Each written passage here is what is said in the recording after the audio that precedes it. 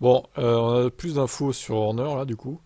Une enquête a été ouverte hein, pour ceux qui ont loupé la dernière vidéo. Ok, ça on l'a vu. Donc comportement inapproprié, qu'est-ce que ça veut dire exactement? Franchement, pour moi je pense que c'est genre une agression, des attouchements, un truc comme ça, tu vois. Alors, il a pas violé quelqu'un ou il a pas tué quelqu'un, on va pas non plus partir là-dedans. Je pense pas que ce soit ça. Mais des attouchements, voilà. Du harcèlement sexuel peut-être aussi. Moi je vois ça comme ça honnêtement. Alors il nie tout ça, évidemment. Il restera dans ses fonctions pendant que l'enquête se poursuit. Sauf que, on lui a conseillé à l'amiable de démissionner de son poste de directeur, de quitter l'équipe directement à Honor. Donc si tout ça est vrai, quand même c'est grave. On lui dit en gros, de partir la tête haute, quoi. Et de pas être, on va dire, éclaboussé par tout ça. C'est une dinguerie. Là, franchement, c'est du lourd. Je vous le dis, hein.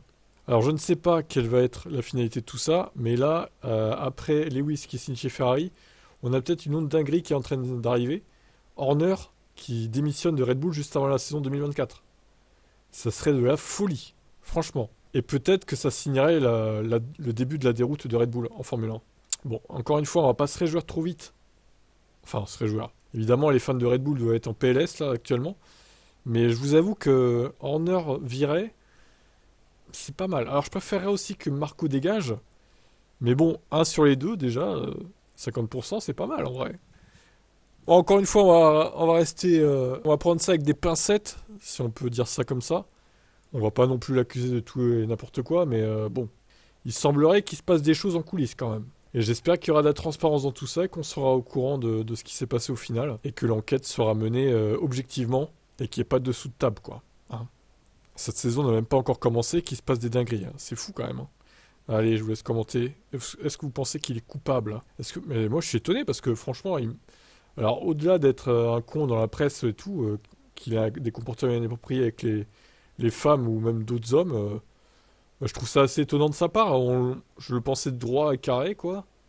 Malgré ses sorties contre Wolf, c'est bizarre. Franchement, comme quoi, hein.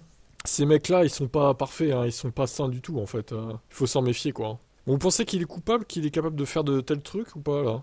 Dites-moi en commentaire votre avis. On va évidemment attendre de voir ce que l'enquête va dire. Et je vous tiens au courant.